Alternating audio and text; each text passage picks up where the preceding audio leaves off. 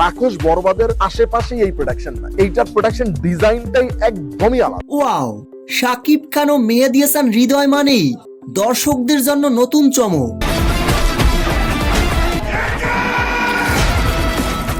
এবং বাড়তি উন্মাদনা। সম্প্রতি নির্মাতা মেহেদী হাসান হৃদয়ের নতুন একটি সাক্ষাৎকারে এই উত্তেজনা আরো কয়েক গুণ বাড়িয়ে দিয়েছেন তিনি। অনেকদিন আগে থেকেই তিনি বলে আসছিলেন এবারের ছবিটি হবে একদম ভিন্ন ধরনের, যেখানে অ্যাকশন ভায়োলেন্স থাকবে অন্য লেভেলের।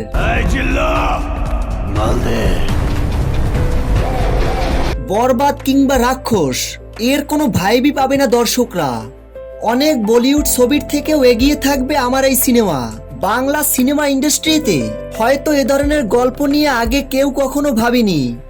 প্রথমে বরবাদ সিনেমা দিয়ে সবাইকে তাক লাগিয়ে দিয়েছিলেন এই নির্মাতা, কারণ মেহেদী হাসান হৃদয় ইয়াং জেনারেশনের পছন্দটা বুঝতে পেরেছেন, যে কারণে বরবাদ সিনেমাটি সকল দর্শকদের হৃদয় টাচ করেছিল।